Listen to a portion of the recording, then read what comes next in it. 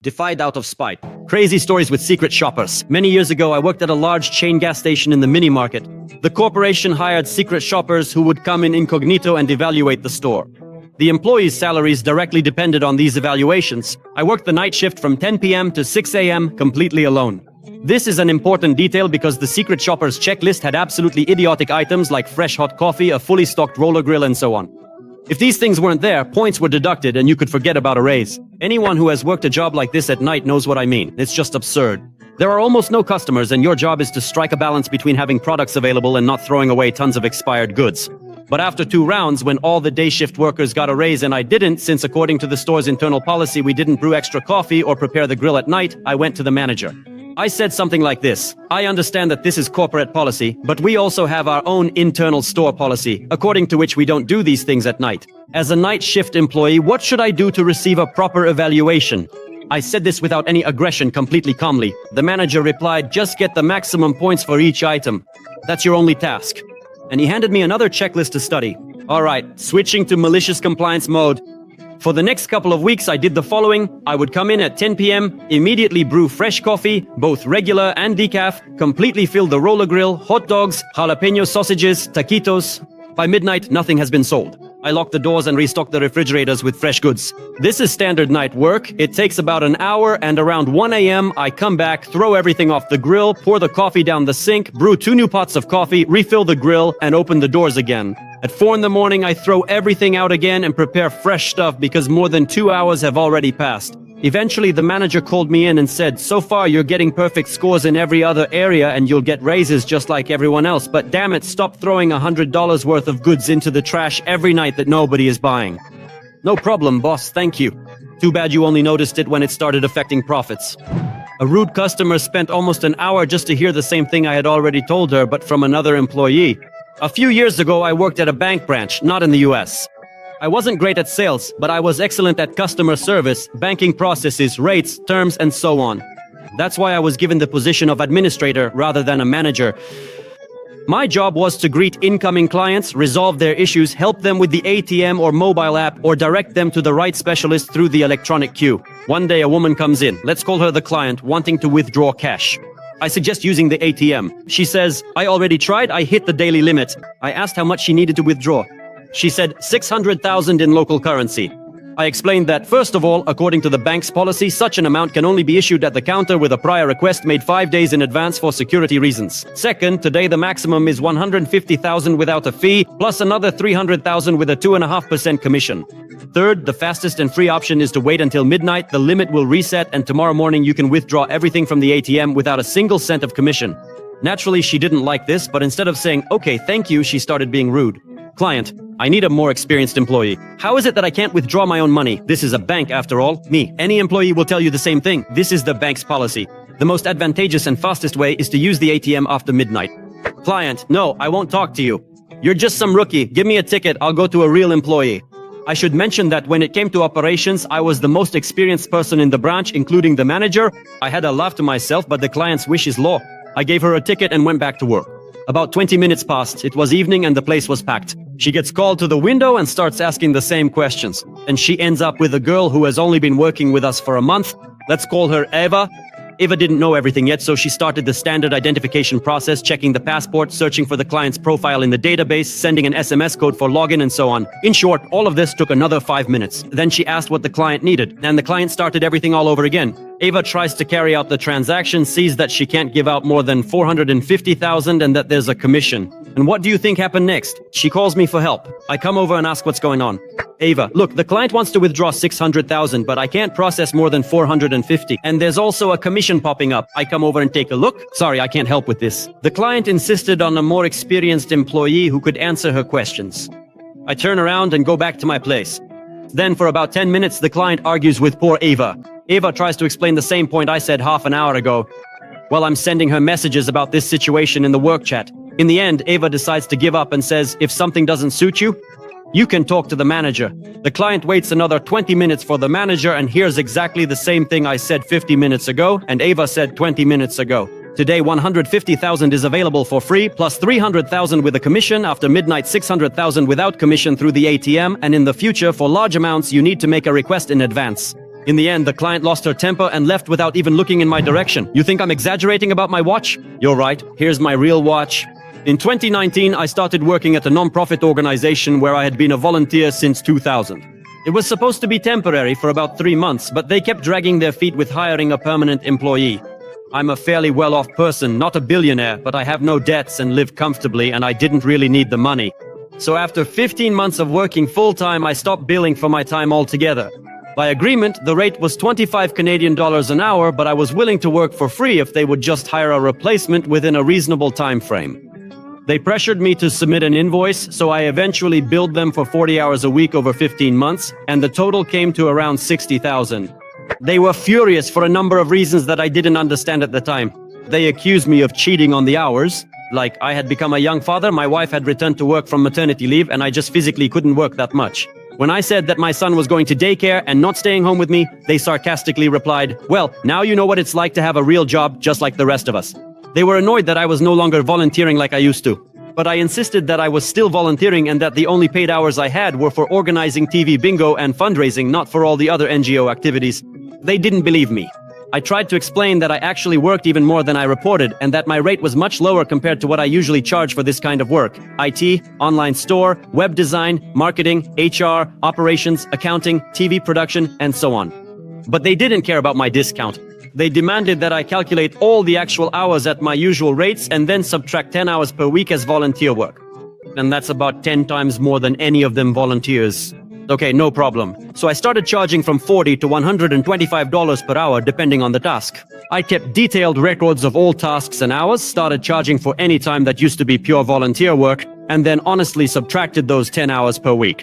As a result, after deducting the volunteer hours, it averaged out to 50 paid hours of work per week. At the same time, I started hiring people under me at their expense so that I could work much less than in the first 15 months, but earn just as much or even more. They couldn't say anything. I was doing exactly what they themselves had asked for. Before malicious compliance, I was invoicing about $1,000 a week. After, it was around $3,000 a week. Then when I significantly reduced my personal hours, I lowered it again to about 1,000 plus. These guys kept constantly accusing me of the most blatant incompetence and fraud for another year and a half, but by then I just didn't care anymore. They had turned my favorite work into a miserable and unfulfilling daily grind that I didn't need. I kept working until all the great employees I had hired were fully established and standing on their own 2 feet, and then I completely severed all ties and cut this NGO out of my life for good. I didn't feel any guilt at all about getting paid for the time I spent. In 30 months, I raised more money for them than they had collected in the previous 100 years of their existence. That's 30 million in gross profit with about 20 million net. The manager said to display the goods strictly according to the planogram. I work as a DSD driver, direct store delivery. I deliver bread and cakes for a chain of stores. The store provides us with a rack for displaying cakes, which comes with an official planogram. But in practice, all the drivers, except at one store, arrange everything as they see fit. We put out whatever sells better, even if it's not according to the planogram. That's how it was everywhere except for one place. A few months ago, at my smallest store, the general manager, the GM, pulled me aside and started giving me a hard time about the cake rack. Several people have already complained to me that the prices on the shelf don't match the price tags and we have to sell the goods at the shelf price. It's a strange complaint, but I was ready to solve the problem. No problem, let's fix the price tags. Scan the products, make me the labels, and I'll rehang everything. She immediately snapped, "You know this shelf has a planogram, right? Maybe we should just stock things the way we're supposed to? Fine. Let's switch to malicious compliance mode." On the next visit, I remove from the shelf everything that doesn't match the planogram labels. In other words, I take down all the best-selling products. Right away, the GM runs over. "Why are you removing the best-selling cakes?" I calmly reply, "Because they're not on the planogram. You told me to stock strictly according to it, so I'm removing them to put up what's listed there." She left me alone and walked away. This tactic worked 2 more times after that. The first time it went like this. I come to the store. The GM immediately comes at me. "Are you deliberately not bringing me the good cakes? I saw a bunch of great items at another store in your chain, but I never have them here. I'm sorry to say this, but they are not in your planogram, so I cannot put them out on the sales floor." She says, "So what? Can't you put them out?" I smile. "There's no space." She waved and walked away. The second time we got some new seasonal cookies. She begged, "Give me some boxes. I really need them." Me, "Is there space? Let's make some. Are they in the planogram?" She exploded. "Stop using my words against me. I just want your seasonal products." I replied firmly, "That's what you said yourself. There's nothing I can do." She left, offended. At the same time, she could have been getting all the best new products and selling them by the ton. if she would just stop acting in such a self-important manner and trying to control every little thing under supervision. When I worked in the repair and restoration department of the FAA, the Federal Aviation Administration of the USA, we had a boss who tried to control everything. He came from the production division and didn't understand why we worked as needed rather than on a schedule like in manufacturing. But that's just how repair and restoration work. Parts break out in the field. The client reports that something needs fixing and then they send it to us. You can't plan for that in advance. This is just to give you an idea of how he thought. About a month after he arrived, a client representative was discussing a recurring issue with the product I was working on with the engineers. The client wanted to speak with the supervisor, which meant me. The engineer brought him over to me. I answered the question. You'd think, what could possibly go wrong? Mistake. The boss stated that I had no right to answer the client directly and that such conversations should only go through him or the quality control department. At the morning meeting, he repeated this to the entire department. No one is allowed to talk to outsiders without him or QC present. I asked for this to be put in writing and received a letter literally a couple of minutes later. After a full month goes by, I very strictly follow all of his rules, and then we have a scheduled ISO 9001 audit, Silipits. When the auditor came to the repair site, I just happened to be the only one there by chance, so he started asking me a series of questions, nerds. He asked exactly what I do. I replied that I am forbidden to speak with anyone outside the company without the boss or a representative from the quality department. He clarified whether I understood who he was. Yes, he introduced himself. I said that I still couldn't talk. Then he asked me to show him this rule. I had sent that email to print in advance when I realized I was going to be checked, so I just asked the auditor for a moment and brought him the printout. The auditor thanked me and left. At the next morning meeting, the boss showed up together with the regional management.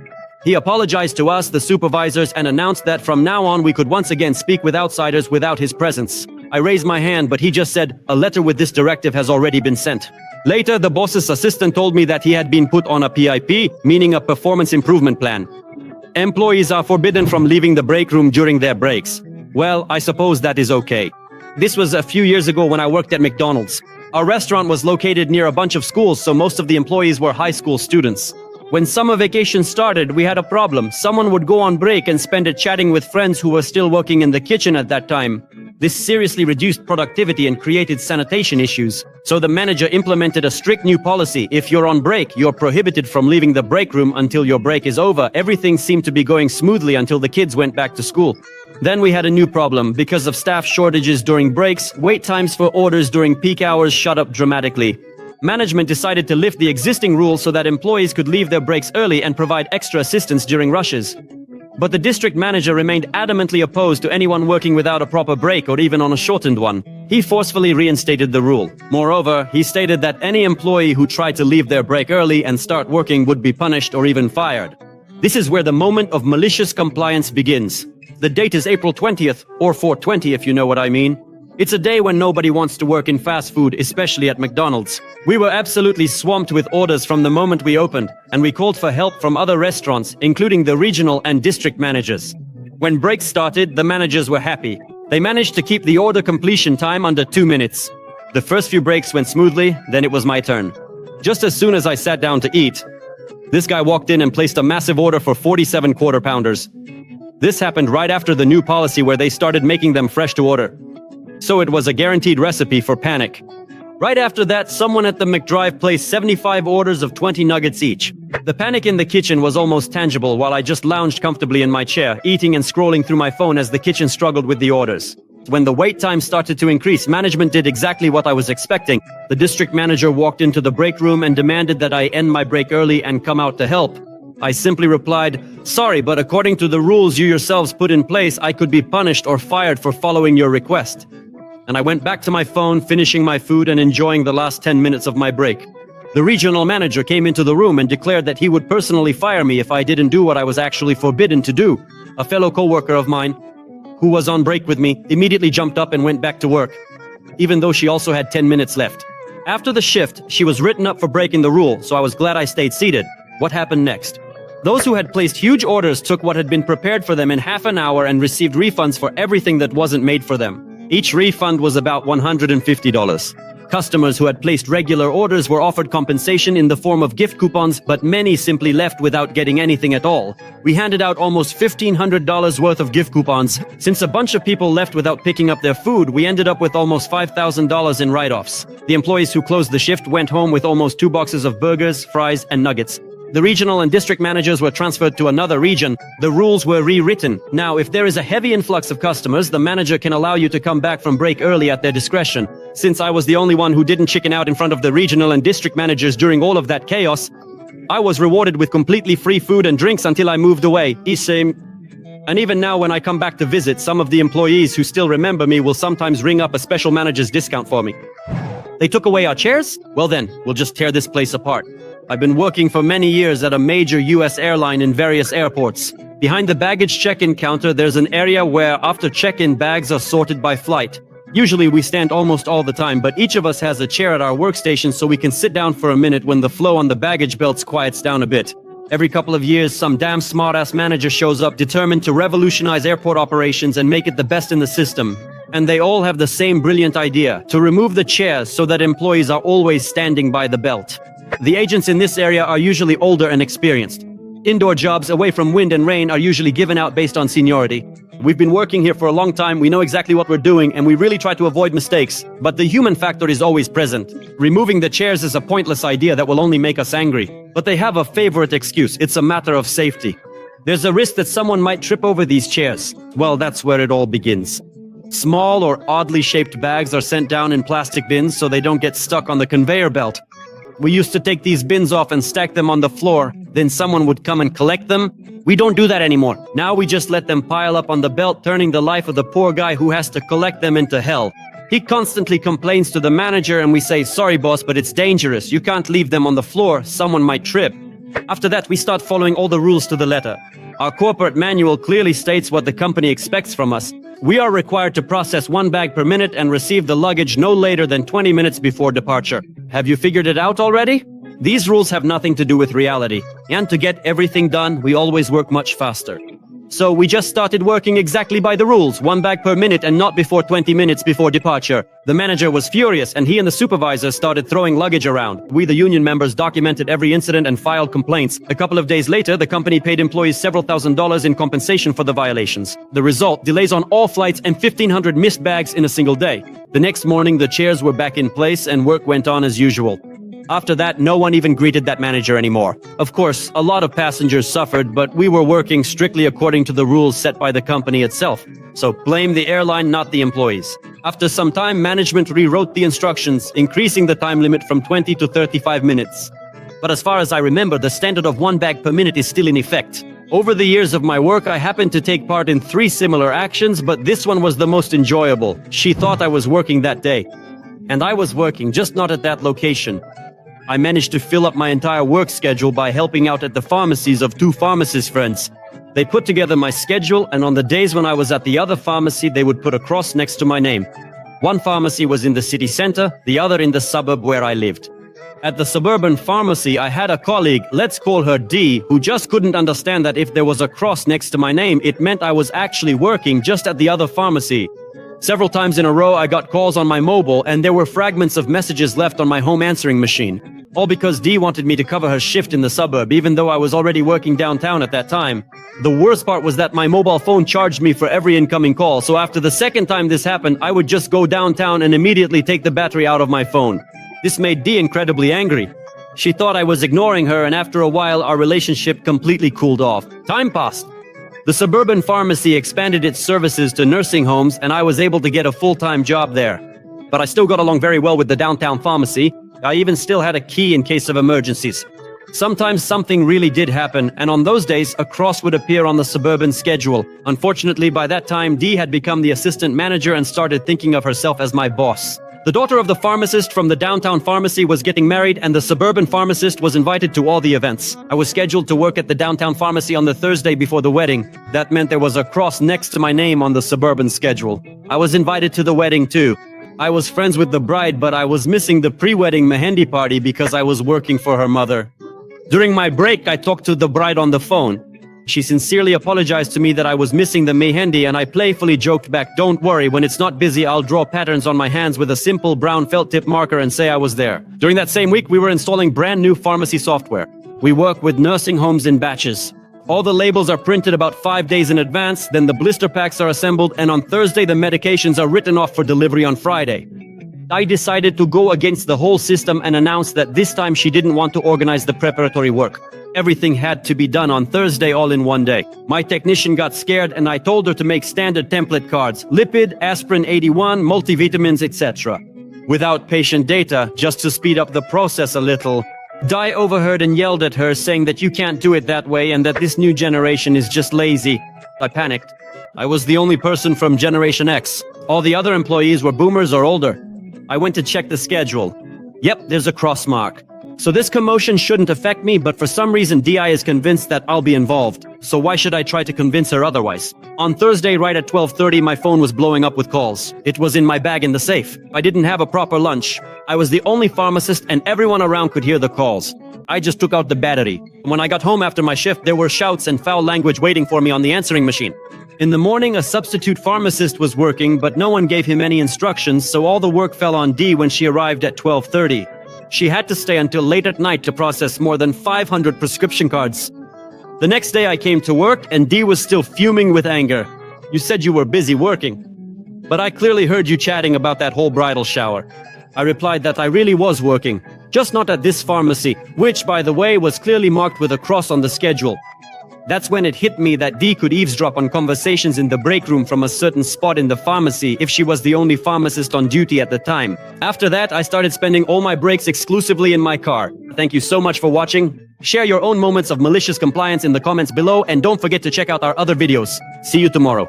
Hugs. Bye.